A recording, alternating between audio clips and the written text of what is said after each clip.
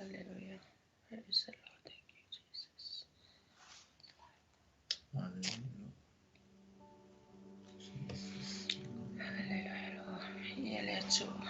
Hallelujah. Yele tu ne tayao. Ya mo lava ona fa fo ile bi inga. Ya male fa ile tua. Ya ona mafaiona tato to ya dia maile ne tayao fo. Ya ole aso fo. Tayao fo. Ya fa pena ona fo ina ile tua. Fa popo ia so fai tau dia o lo oto soifua e mai se foi o lo mātou ola e vi ia ai le atua lelei le atua matautia o le atua o faufongia i le nei tae au. Haleluia. Ia ai le ia mataina le porkalame o le tātou porkalame masani o le whaungangana o le malo Isaraelu ia pe o nei ai le nava yaso ia ua suia mai ile so lulu ia pela ona ia ile nei tai au ia fatalo fatu mafafelo ia tu ile pa ia male mamalo Samoa la to foi o fapena ona mafai ona mafuta mai ile nei tai au ia fatalo fatu ia te oe ile tamale le tinale le tama poletene ile nei tai au ile suafa manumalo Yesu Kiriso o le suafa sili i suafa umalava fatalo fatu ile nei tae au i paanga masani ile nei polkalame o le whaungangana o le malo Isaraelu ia malo soifua malo le langi mama vi ia le atua whaftai i le atua ona ua mawhai ona tātou toe maua le nei avanoa matangofie ia tau te sila mai ai ia mawaa ai atu foi ia whapena ona manuia mea uma taitonu nei tai au e ui lava ina sui le tau wa malulu ia ai e tu maua le alofa o le atua tu maulo na whamaoni tu maulo na ngalelei ia fata alofa atu i le nei tai au i le pa ia man mamalu le au whainga luenga tofia le atua sunga i whawhiangainga mo tau wharetua ia ai le ngata i lea o ta mama tina matutua patalo fatua i le porkalame ma ua matama nei tai au ia te oto umalava patalo fatu fo i le ia Pastor Mike ia whapere fatua ia Sarah i le nei tai au e maisio le no foalo ia soifua manuia ia te oele au auna le atua nei tai au ma lor soifua ma lo le lange ma lo fo i le fia i le ali whaftai fo ia ono le nei tai au tu sai fo i male au aunanga ia e mai se fo i le taimi e whaaluina tātou te ngā lulu e whatasia i le nei tai au i lau sunga Pastor Mike ia whatalo whatuai i ma ua matama ia te oe ia mai se foi o fatua mai se foi pa ia man mamalu sunga fafia ngai ngai afreti mar fatua ia male ainga le alo fatu noa mi ia le tua fatalo fatu foi le nei tai au i o ma ainga o mai masani fatalo fatu foi so ma to e kalesia o le ali o file mu i le nei tai au mai lava i se au pito i matua ia se ia o se au pito iti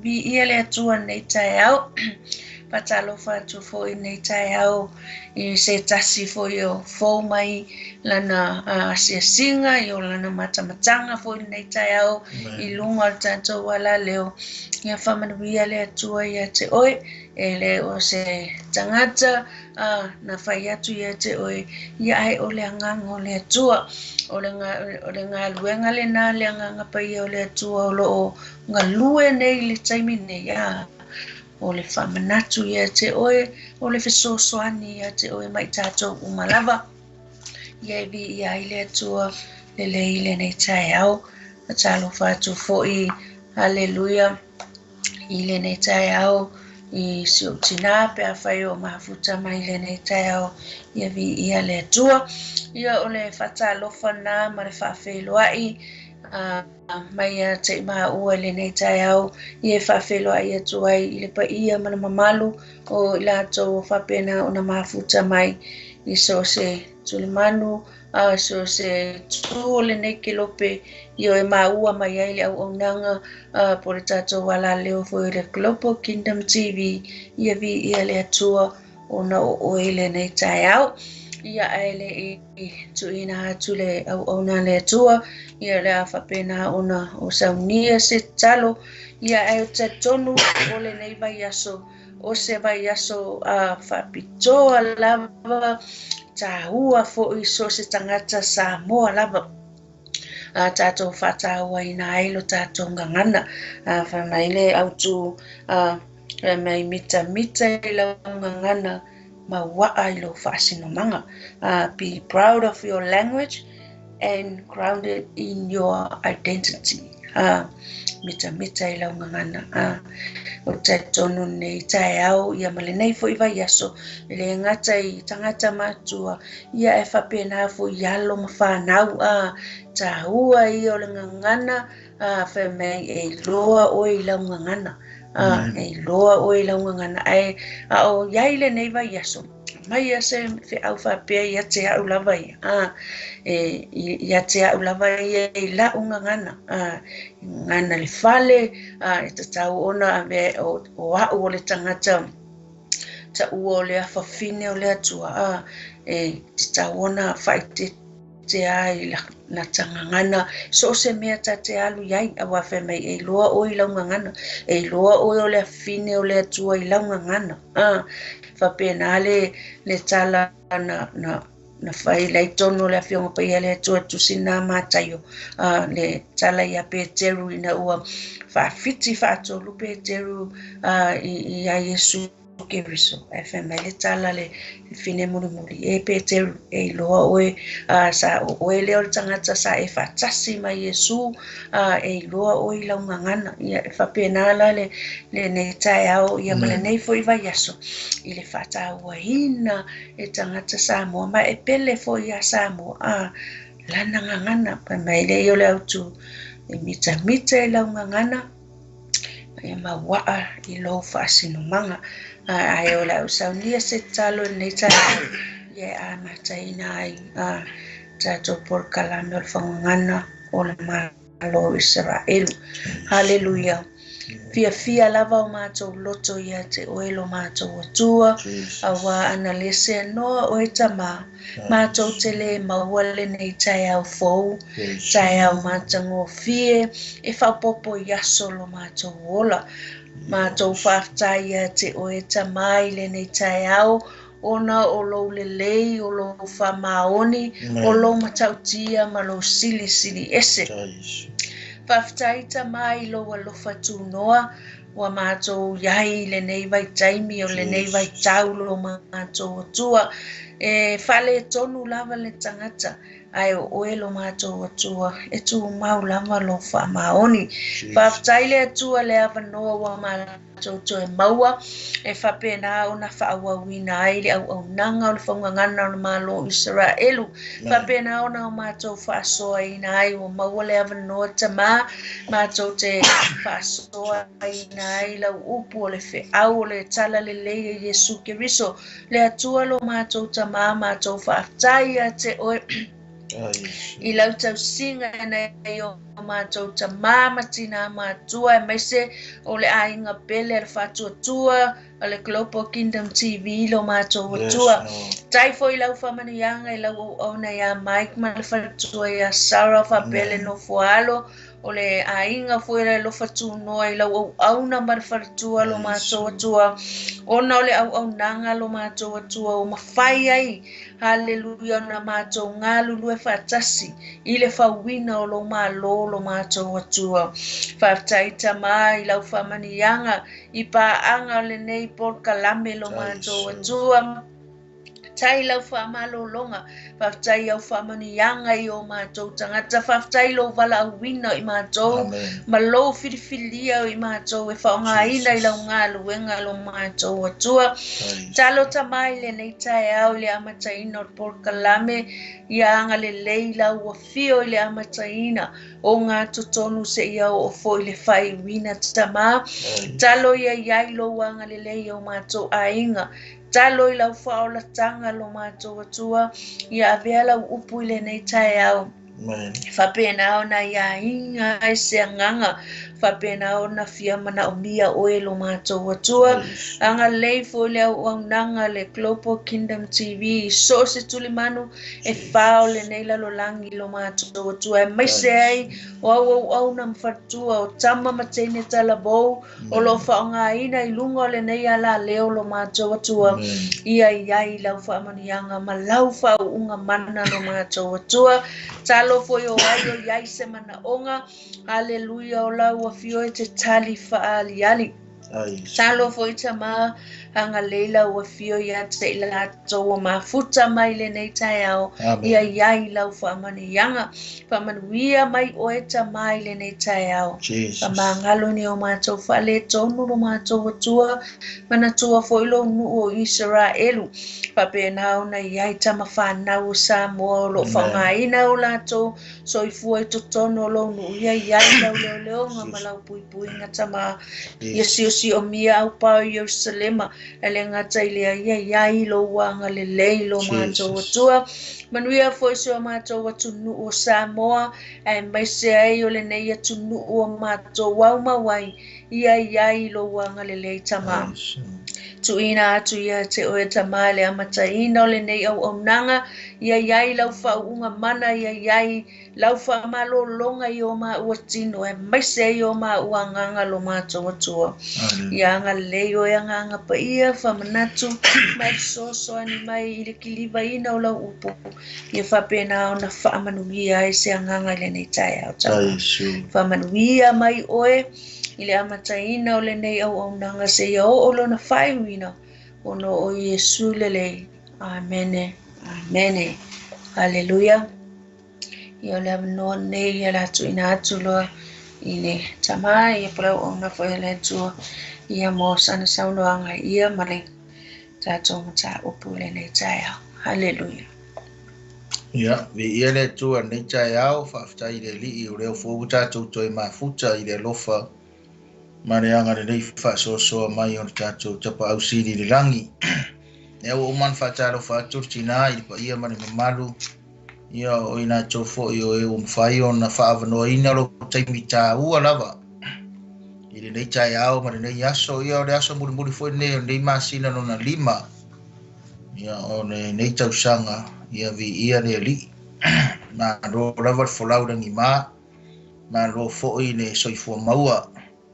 Ia ma lo le onsai, ma lo fwoi le whaaparipale, ma lo whaatotoa. Ma lo fwoi le whaatamatane, ma le whaatamatene. Vi ia le li i mea uma. Ia, lau whaingaru enga tutofia le atua, ia i ona tofinga uma ma lo. Ma lo lava ne whaamaro rosi le atua, ma lo finangalo. Ma ia i tofinga e 5. Ia apostolo perfecto, whaiavangania, whaiwhiau, ia ai mai se fwoi o whaia ongo tuspaia, ma ta rofu whaptoa tu fwoi, ia te ina tō wōma au mea mamai ma pāanga, ia ni tātou wala leo e mai se fwoi tātou Port Kalame, ia neua sifi mai na songa fua i asoruru te tas. Ia le li whaftai fwoi lea wamnanga ni sunga ia Pastor Mike, ia marwhartua ia Sarah manofo alo e mai se fwoi.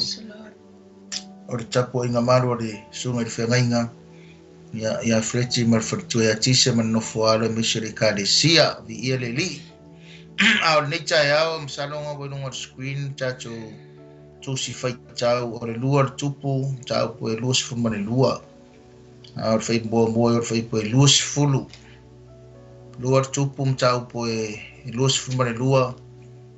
Ia fai mo fai po lus fulu ngalo i se tala e fa matala mai ai ia le faunga ngana o le malo Israelu e tu la au mai ia te tatou ia tangata Samoa pe ona fea tfotara tinai nei tai au i tatou ngangana Samoa ia ole ngangana ia marifasino manga ia te loa lava e mai ole mai tara tus pa ia tangata manona tupuanga ia tangata fo i manona fasino manga ia ai faftai le tua e loa Samoa i lana ngangana ora ngangana lea ia deu fata waina fo i New Zealand nei vai aso ia ole mafuanga fo i lea wala i ona tau mawhai lava e fai atu se ofu foi e tau wha matala atua ia le tū maneanga ia mane ia mai maupang wha pe e umata spese e whaisau siva Samoa ia ai ui lea ia ono tatou porkalame ia whaturanga ina ia tatou teimi ia o le tūsiri ngā le na uma ona whai tau whea wa i leo i maa ua nanga maa ngai ia o tala o tusi o tupu manofo ai ngā tupu o le nuu o Isaraelu e whaamatara tala mai a te tātou o le ele ngata i ringa ngana le tangata i loa ai nona whaasino manga au ana tū manga anga ma me whai e mafua mai le ngangana wai ese umalava i a tatorunga o tangata e mafua mai le ngangana i ngā wau mai e le tua le ngangana i le tangata Samoa e malama i lava le Samoa ia e whaftai le tua ia o lea lavo wa matanga malama mai si tangata a o le ngangana e au mai e le tua i le tangata ia e au mai i le mafaufau o le tangata tita inga o le mea o le ngangana Samoa ia o tātou Samoa matongi ngā ola ma soifuange i Samoa ia na ola ngia e whaalongo mai a i le taimi a o tonu manawa o tina le pepe whaalongo a i le whaalongo vuine le ngangana saure ia i whafo taimi mua a maka ang whaalongo mai i le ngangana ma wawa ai a mai uang tau tala ai ma mafua mai a o upu lai whawhanga i le mawhawhau whape ngā fwina i le ngata i le wha leo mai le upu o le ngangana ia whateita ingon ngana Samoa ia ai o le mea tau o le o lea sa whai tutina le au tū o le nei tausanga ia ai me se fo i o lau whaasino manga mo tātou whaasino manga nonga winga la o tātou lava o tangata ia e te tau tātou mita le tātou anganu mita i tātou ngangana o tātou tū tātou wanga e vi i aire li o fea foi la asa me aru isi Samoa pe o le masangi ngau whamatala atu e foi ngisi e travel around the world e tātou te iloa leia ne ia ne vaenga rau te tara no atu ai matou atu lisi tausanga matou teo Isaraelu matou wafe i Hong Kong ai sa wai le tama Samoa le act mai aka fuinga ne o me ngā maka mai le act o ngalo iau le ngos tama o le sala i moa le si ona pito le ngā maka mai me o cartoons fuinga ne ane sainga ia lau sa wai tele o sainga i stama lea na luange asi matou malanga matou watu malanga anti o nga anti o le wharitua o le whaife au PAC ngei ia le au maloroi na ua salo i sila fia ngisi sunga ia iona tana tulou suafa ia male wharitua ia au ia o sale moa ia na luange na stama le no winga no tare whai atu so se mea lava i te mau i Samoa i te loa le lei au Samoa e tau tala lo Samoa i loa e lesi Samoa e vai mai fo ia i anga ngu maku maanga tangata Samoa le whaftaina i le atua ongo i ngā tātou mitanga ngā fo i le tātou whaasino manga o ia le e i doa i le ngangana mai loa fo i tū manga whape ngā fo i la le ngu o le atua i tupu manofo i ngā tupu tau ke loa i ngā ia le lātou ngangana lātou tātou te loa i fo i ngā le lātou tū ma le lātou wanga ma le lātou whaasino manga lea la mawhai tau o le tala le suso o i le whaunga ngana o le malo Isaraelu o kangole kau whaamakala atu ia mani o nā o ngā tā ua mo i tātou a wāra tātou porkalame lua le tupu mta upo e lua sifu ma le lua a le la mawhai tau whea wa i maritina te mua e o whai upo e lua sifulu o nisi ne afionga pa ia o tātou wali. Ua whai matupu i o sia i le valu o na tausanga, e tolu fulu ma le tasi o tausanga na tupu ai o ia i Yerusalema, o le ingoa fo i o lona tina o ia tita, o le afafine o a taia le posekata. Na ia whaia le ami o tonu i lumo o le alii. Ua ia savali fo i le ala umo ta bita lona tamā. E le i alu ese ai lava ia le tu tamatau po le tu tawanga vale. O le sefulu ma le valo o tausanga o lana nofo a inga, a le tupu o Iosia, wa awina ai e le tupu i le fale o Iova o se fana le atali i o Asalaia, le atali i o Mesulama, o le tusi upu o whape atu. Alua e ia i hilikia, le whaitaulanga sili. Na te whaitauina tupe uma ua au mai ai le fale o le alii. O mea ua whaatupuina mai i le nuu e i lātou o e leo leo i le whaitoa. Ma ia lātou a watu ai ia te i lātou o e whaile ngā nuenga o le leo leo i le fale o Iova. Lātou te a watu ai ia te i lātou o e whaile ngā nuenga i le fale o Iova. Ma ia toe whaaso o mea o le petia o le fale. E avatu ai tufunga ma tufunga ati fale, ma e ati pā. E whaatau wai fo ila au ma maatalai. E whaaso wai le fale. Ai peitai ua le whaamasino ina i lātou i le tupe na tu ina atu ia te i lātou a wa lātou whaia ma le whaamaoni lava. Ua whai atu hilikia le whaitaulanga sili, ia sa whana le tusi upu. Ua o maua le tusi o tula fono i le fale o le alii. O na amatu ai lea o le tusi e hilikia ia sa whana. Ua na whaita wai. Ono sa wai leo sa whana le tusi upu i le tupu. Ua tala mai i le tupu ua whapea mai. Ua sa ina e au na o tupe na i le fale.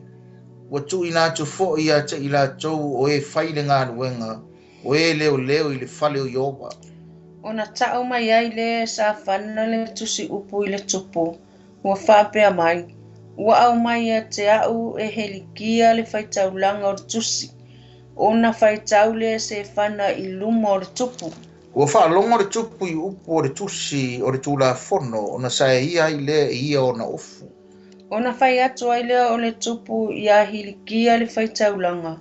Ma ai kamo le atali o sa whana. Ma akapora le atali o me kaia. Ma sa whana le tusi upu.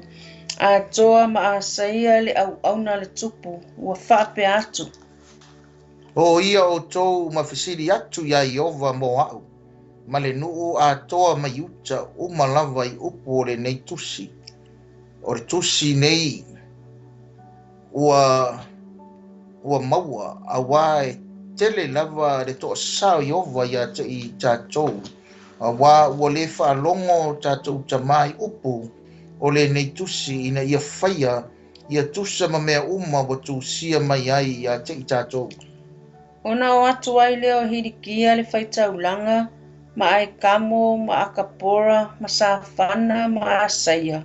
Ia iu lata le perfeta fine, le a vasa o luma le atali o tikeva, le atali i o are asa. O le na tausi i ofu, sa nofo ia Yerusalema, i le mea ta ua o le luo ai, wa lato tautala ma ia. Na whai mai ei leo o ia ia te i lātou. O lo o whapea o na whetalai mai o Iova le atua o Isaraelu. Ia o tau whai atu i le tangata na awina mai o tau ia te au. O lo whapea o na whetalai mai o le alii. Whaauta o le a au au maia se maalaia i le neimea a toa mai e o no nofo ai. O upu malava le tusi na whaitauina le tupu o Utah. A wā wala tau tu ua au. Ai whaamu mea manongi atua ese. Ina ia la tau whaono ono mai a tiao i mea uma ua whaia e o la tau lima. O le mea lea o le a mu lava lo wicha i le nei mea e le tini a lava. A ole tupu e uta na awina mai o tō, e fesili lea lii. Ia whapea ona o tō whai atu ia te ia. O lo whapea ona whetalai mai o lea lii lea tua o Isaraelu, i upu na e whaalongo ai. A wā ua marululo loto ma ua e whaamawalalo o e lumo i ova. Ina ua e whaalongo i mea na o whai atu ai i le ni mea. Ma e ono nofo ai. E whaatafuna ina i la tau ma whetu ina. Wa e sa ia fo i o ofu.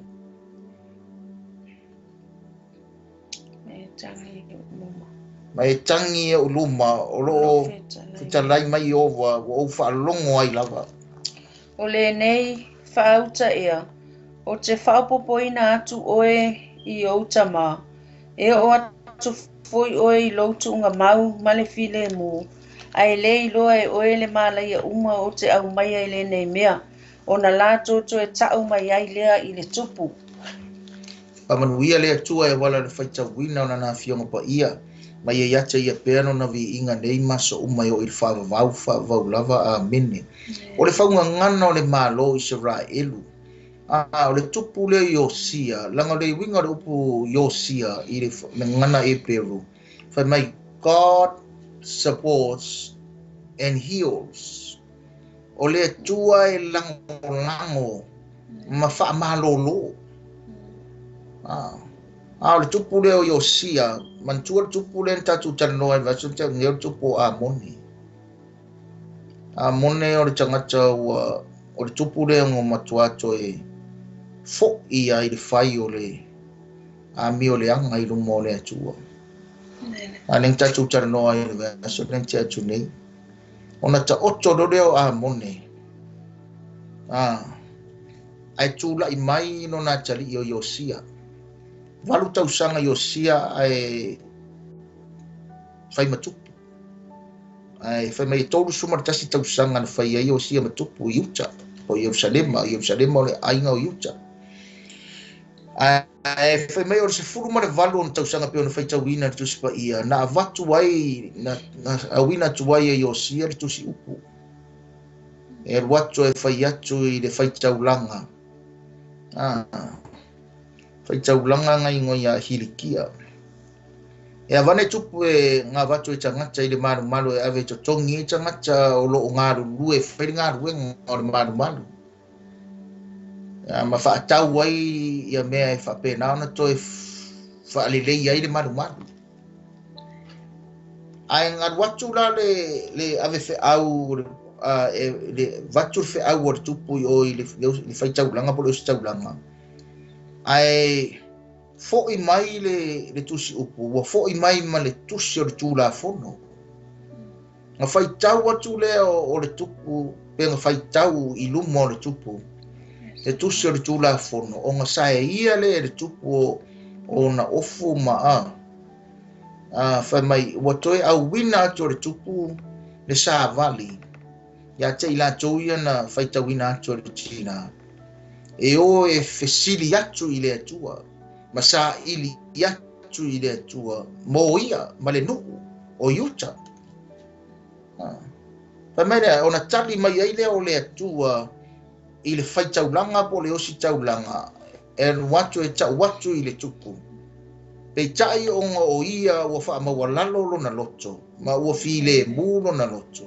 Ma ua sae ia o na ofu ma o sila mai ai le atua. Whai mai nei o le whai unga lava o le mta upu. Whai mai e te alu ma le file mu i tunga mau.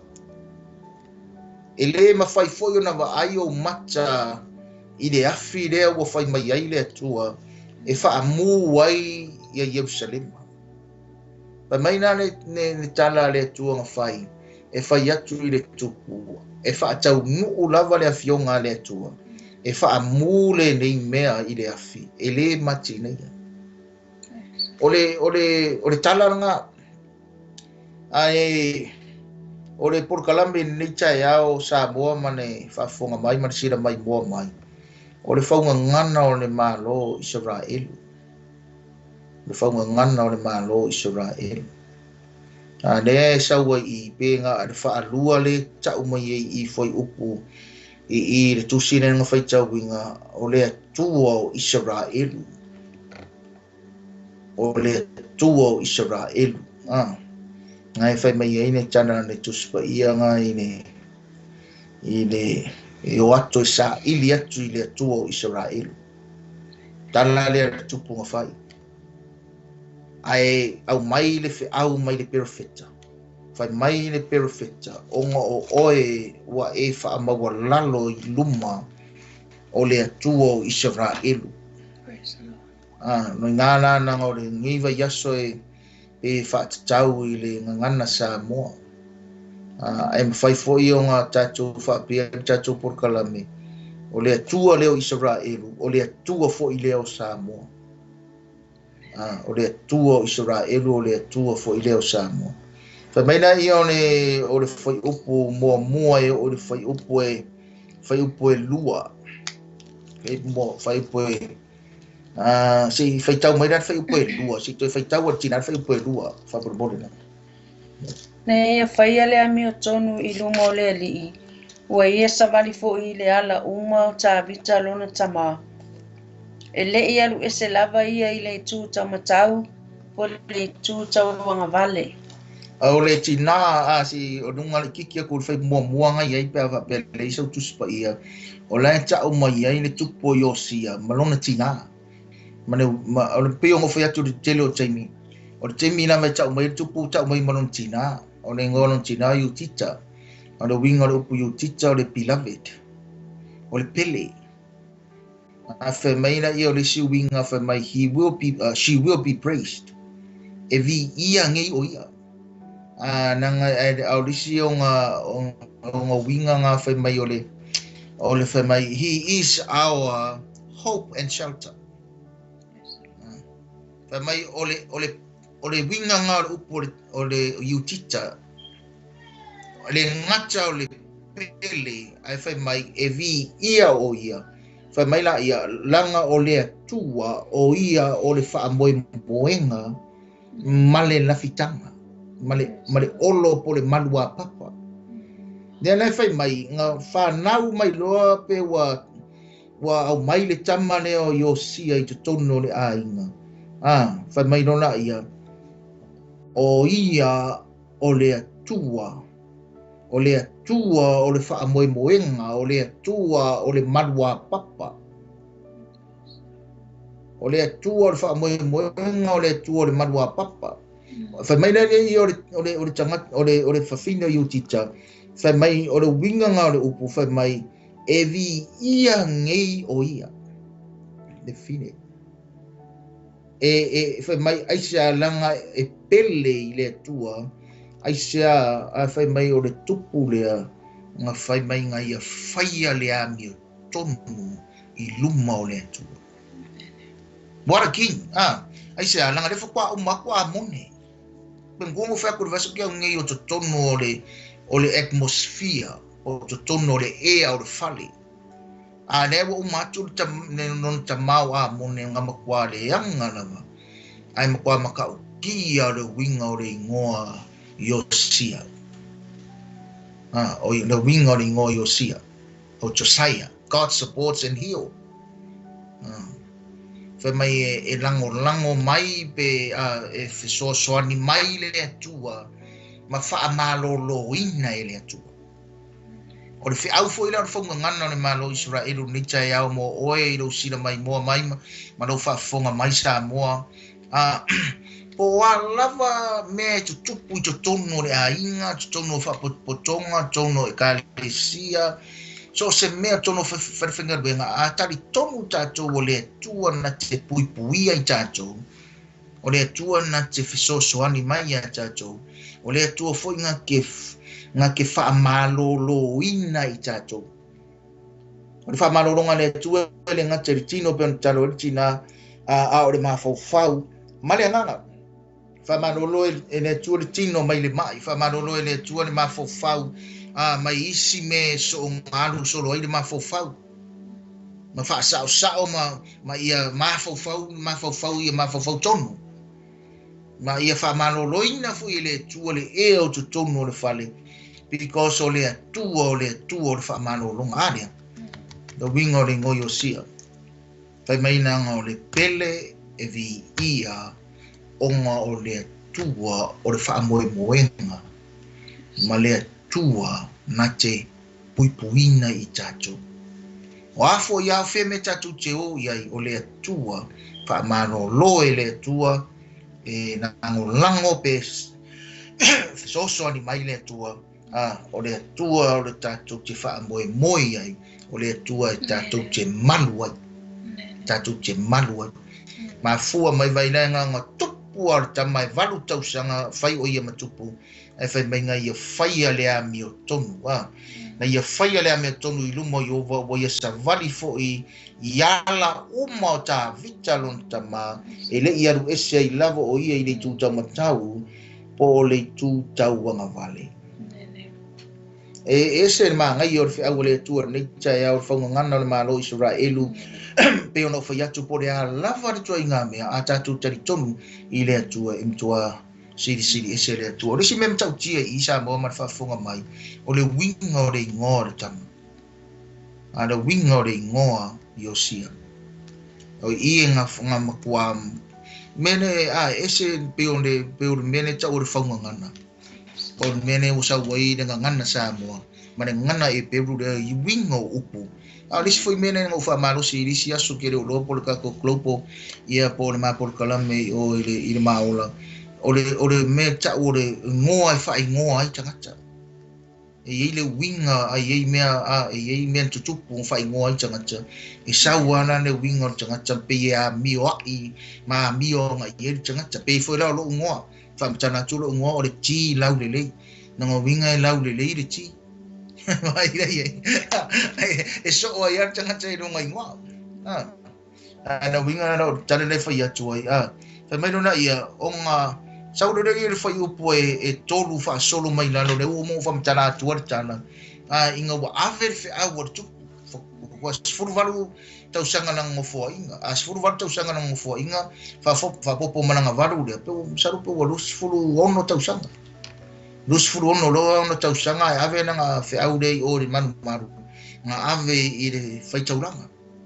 ave fai taulanga fai mai e vange tupe e to tongi e o lo ngā rue le fale o iova ma toi fa tau mai ingi si mea e fa pe ngā o ngā fa ue le fale o iova fa le nei e le fale o iova ana vaenga lo ngā lua nga o le maa ngai o le tangata o lo o iai le atua tangata e lango ina e le atua le tangata e support e le atua mo tangata e fa malolo e le atua langa tele taimi tatu tana no e upule fa malolo ko ki avia ko ma fo ma yo tino ai afa malolo fo e le atua ma fo e le ma fo sao e le ma fo tonu langa ese uma winga upu hio ai a hio le atua lo winga e fa mai ma i le tino wo etnomo ai afa pe koi au wingu fola au mo fa ngisi treatment nga koi a mai le ile nomo ai fa pe ngar fa maro lo ngale tu e ma fo fau e ka off lo ma fo fau lo wingu et nomo ma fo fau ai ato e fa maro lo ile tu ma fo fau e koi a mai inga infai no to e nomo le ma fo fau me tau ma fo fau wai an me tau ma fo fau tonu ne la wa vatu le avea ia tupu wa vatu tofa ale tupu e vatu i o le fai taulanga inga im fai o nga fesoasoangi tangata lai ngā lulu e tonu o le fale o iova ma vange tupe e fesoasoangi fa le le le fale o iova nanga winga o le mea i le whaunga ngana le malo Israelu nei tai au tu la au watu le polkalame ia te oi le nei tai au na tu watu yo au tafa awa o ngā tu sipa ia ne wata o mai e ngā ruru e le whare o valua o le whare linga o le whare o nanga winga o le ai lava tono tu sipa ia principal tu sipa ia i le mea o le totongi o tangata o le au sale vi na usare viva matara tu spa inga o malanga mai le no o le tua mai ikupito ya tu no foloina anga le pawane o tangata ele inga ru e se ngaru nga ai fa mai polo inga le tua o to uma isi tua inga o to e to ngia na usare vi o to e ave o e va ai le usare vi o to e fa ngale usare vi o to o ngo tangata la nga ko kongo le malu na ku ki ngalu lu e ai ya wa se foi tau sanga wa se ngi vai kaimi wo isi sare vi wo ko fa ngar wenga to support ya la to our principle to spa ya ta to mana mai ya fe ngi to ai fa me foi ro chana to spa ya ta tau na to tongi changa lue e tau na to tongi a pe dau I mene o che ba to ya I chana I ave ya to ko e tau na to tongi changa tau lo ngalo lue le fale o yova le fale o yova o ngo winga o ngane mo chacho e o mai tupe te tau ono tongi tanga tau lo ngaro lue le fale o yova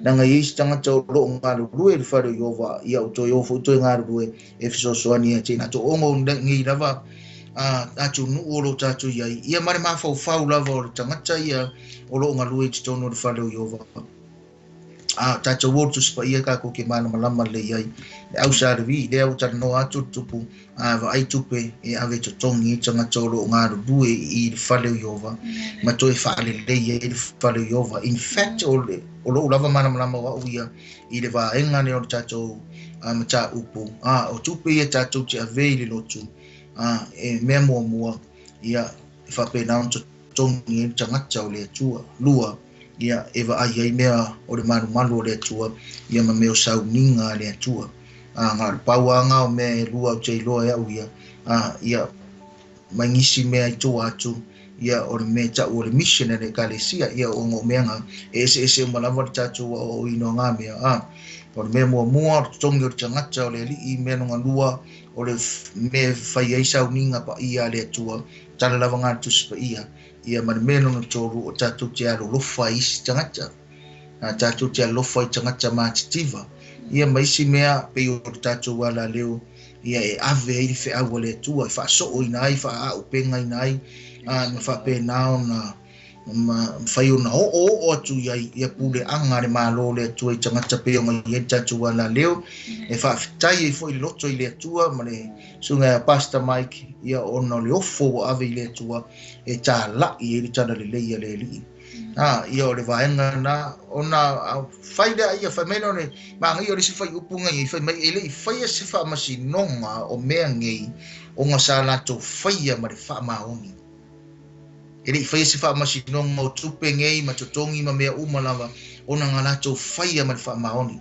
they did it faithfully honestly na la to faia ma le fa maoni o tutula au fa ngana o malo Israelu nei tai au o tangata o le tu o tangata te tau o fai mea uma ma le fa maoni o le fa maoni o le me fu le o lo ngalue le e au noa ma se tangata e tau va ai au vai dei and they never charged they never did anything why because they were faithful people ngana ko fai mea uma ma le fa maoni fai kusa pele ye tupu kusa pele ingi si akinga kusa ar ke mingi wo tele changa o fai me ma le fa maondi tele changa me nga wala in ko fai uma ko audit ko fai account ko fai accountant ko fai changa o mai e monitor me uma na o ngor tele changa o le fa maoni ngi vita awala to fai me ma le fa maoni ta to mai risi va nga o le tusinga fai tawina o de tara no mai de tusio tu la fono o le fisili fa mai wa au mai ele o si taulanga po le fai taulanga le tusi I le tusi upu ratu le tusi upu o fai tau le tusio tu la fono I luma o le tupu ai fai tau anga tusio tu la fono o la vai nga I loa le tupu ai ko pa o te mi vai le tupu ngai loa le tupu mene la tupu le nu ulanga de sa ma karango ko ri por kala me lumanga ya o ile ko ia tu na ya churo uma nga ma fo mai ole me cha ole to sa ole tua e ma fo mai o ngor me cha ole anga sala e fa ia changa O le anga sala pito siri lava le mo le tua o le me ta o le muri lua fa le nganga. Muri lua fa le mafau fau. O le muri lua le loto. Na ka ua ka puru pule muri lua ka sia me ave mafau sa mo. Na le muri lua le va o le tama marisi ki nga ia mar ki nga marisi kama. Ai le muri lua fa le nganga i foi mar muri lua le loto. A muri lua nga winga upu foi le wa lua me e ave ye le loto. Yeah. Nena fai mai, wa o tau whaamu me manongi atua ese. Ma mea wa whai o kou lima, o mea e ino sia i ruma o le atua.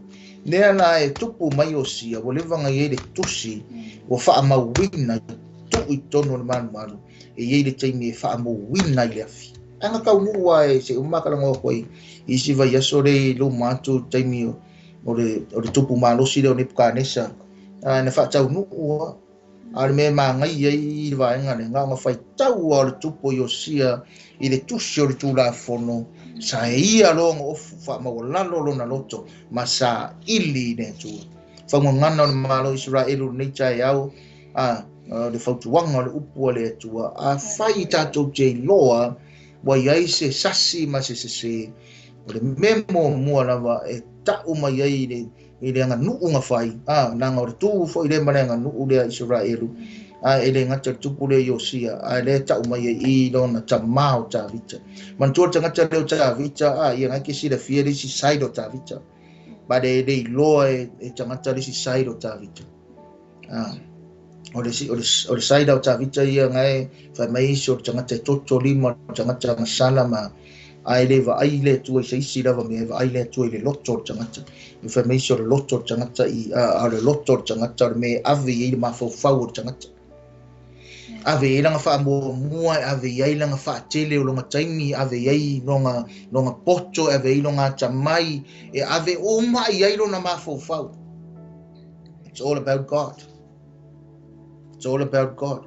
Le la le tu le malanga nu le nanga e tere i vai ai se tangata sa mo pa wale me sa e tangata sa mo long offer ke me kai a tu malanga nu o Israelu vai de fa singo mai tu nga sawa sa e do mal of sa e long ofu o fa mo lalo no loto no winga tangata funga no fa mo lalo loto I lo le me fai o le sa ili le tua fai atu i le atua, al watu e fai atu le anga ka ua kwertina le lisi, ta watu e oe sa ili le atua, o le asea fionga le atua, ia te ao, ma tangata, ma le ngingu. Ma le ngingu. Tava aile ine ma tau tia I o le tali mai le atua. Tali mai le atua, fa mo pisi koe fai kau mai ale, e o le fai mulu fai po lusifun. Se fai tau fai po lusifun. O le nei, whaauta ea, o te whaopopoina atu oe I o tama, e o atu foi oe I loutunga mau male file mu. Aele I loe oe le malai a uma o te au mai ai le nei mea, o na lanto to e tau mai ai lea I le tupu. O le nei e te aru atu oe I o tama male file mu, e lewa ai o mata I le mea o le a tupu o te whaia, o le atua lea, o te whaia I le nei mea. Au mai I le tatou porkalame e wha manatu ia tatou umalawa. Mo le maa ngai o le mea o le wha maua lalo le loto Vailoa se wha maua lalo loa. Nanga resi tangata e loa loa se wha maua lunga loa. Na me se tangata o tatou atu o Samoa. E loa loa le tangata o se e tele o tangata e loa loa tangata o se wakiri ngalu lunga. Resi tangata I loa se ka milo loa. I loa se lafi. I loa se wa alo mamawange maoe a. I loa se. A le mea ngawhai le tupunganga I loa se. And he acted. Sai lo ofu. O le sai ofu. I le tūmana ngangu o vanga le o sai ofu wa loa. Isi se. Wa loa whaama wananu. Pea pea o whea koka ko sai lo ofu waika. Ma kiring whaamorun. Wai nei lo whaamorun. I lo sa ili ne atu. Sa ili a kuartu po yo si ele atu ai kali mai ne atu ai kali mai whai po lusifu. ke waku ai fa popo aku oyo ka mama de file mo ile ma fai foinga va ayo maka ile afi de ile machini ya fa pe ngase na ngono fe au tu la au watu ya cho oile ni chaya tacho umalava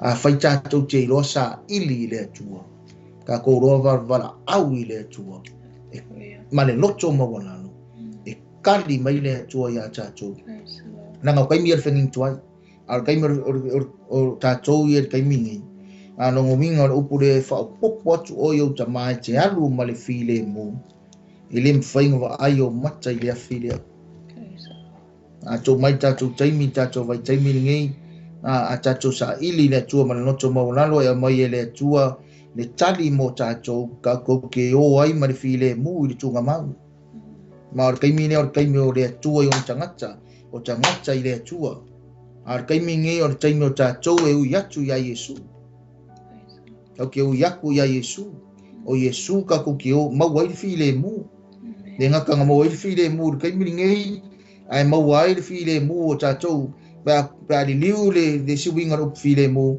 le fiku ko ngai mai al tus pa ia e ka ke o ai mar file mo ka ko ke o fo i mar manuia mauti no le nei nawa ka ko ke le vai se afi ka ko ke le yesu kai mi rafi le fainga va ai o tacho macha i le kai mi fa o mai ai le to sa o le tua mo ka ko va ai nei te mi sa mo ma le sira mai mo ma fa fonga mai tacho va ai nei te mi le tupu tele o le ami o le anga tupu tele le ami o le anga me se lava o kilani nei tupu tele nga oi kele ka mai ki lungo o le awala tele changacha mi o le anga kele le o kele mai mu le su e le po dar ma fo anga ngi mu tele le ami o le anga tele ni Chabana Vailoa ya che oi e le taimi o le tua tatou che o ma le file mo pe aka ko rofa ma lalo pe o tatou loto tatou sa ili pe ile tua e tali mai ile tua pe o tatou tu si fai tau ile ni tai au au le tua lava le o ISARAELU le tua fo ile o sa mo pe no fai atu awa onga tu spa ia mo oi ma o mai tatou uma fa pe na fo ia ta o martina fa ma lalo pe o tatou loto ile tua tacho wala au ile tua e tali mai ile tua ya che oe ma o mai tacho umalava ma ile mema ngai i ai fa i o to se tala ile nei tai au ya tacho to anga sa moa e fai le ami o tonu ale tua ya mi o tonu ale tua tacho to anga i fa men e wi ang fa men tacho spa ye ri tacho ami o tonu o ka ko ami o kong foi pis ia pis i o le mai at least wa yai ne mea e taua mio tonu wina i tatou o ngore a mio tonu ale atue a wala ya Yesu a wala ya Yesu tele ala changa tse me o ngai le ya se kongu le se sao se umaka ngaka au fungi ya venga me excuse i tatou ai ka ko ke maua e taua mio tonu wina i tatou we have no right or no righteousness, but we are called righteous people. Why? Because if we have faith, ya fai ka ko ke fa tua ba fai ya ki oi ma ur fa tua i swafa leo Yesu ngang ka ko fa ko ya sauda mi ko tau e tatou ngutu yo o mai ai le ami o tonu ma le ola le tua pe aka ko ka kongu ma ka when we confess and believe, and we are called the righteous one, or the righteous people of God, if we confess and believe, and that righteousness of God will take us to life forever. Ave ya o ile malo le tua, vaku ma le file mu, vaku ma le manguia, ka ko kele yai ile taimio popo ngama taimio o le to sama mafa o le tua ar fa ngano ma ISARAELU nei tai au ine i fai on tatou fe uma mo tatou fai on e tu mau fai o tu mau i le ami o tonu le tua le ami o tonu le tua langa wo telefon tanga le ami o tonu fai fai o fa pe atu. I'm sorry to say this, but I have to say it before I close down, before we finish our program this morning.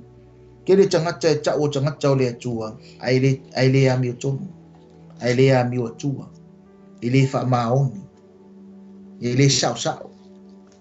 I very careful to say this, including myself. E ka kauanga o wha maongi, ka wha maongi in China, ka wha wha maongi.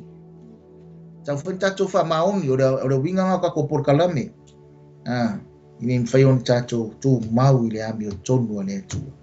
Ia wha manuia mai le atua nei tai au, ia te oe maa o mai tato umalava wha whai fōi, i le wha avanoa ina o lau taimi nei tai au tato porkalame o whaunga ngana, o le MALO ISARAELU wha whai fōi nisi fōi uso, ia lelei, ia o lo mwhai on tato iai, i nei tai au, ia alofa atu fōi, whata alofa atu, ma alofa atu fōi le uso ia Serafi Roberts, ia le li MALO lava la unanga i le tua mano finangalo me se fōi o nisi, au na ne tua mwharitua. Ia nei taimi, ia maris taimi fōi o le ai mai moa ai, ia nei porkalame alofa atu le tua ia te oe, ia nād porkalame alofa mai le li mafsoso ane te fōi le tua ia te oe, tato tui whiro ai fōi vasi fōu, ia pe avatu i le tua riso i fōa mane ona, ai ia manuia tele le nei tai a owani ngalo ia te oe, ai loa, mo tato loa sefa mo walalo, ia mi tonu le tua, kako sa ili le tua, tali ale tua ia tua. A whaifo iso mana onga,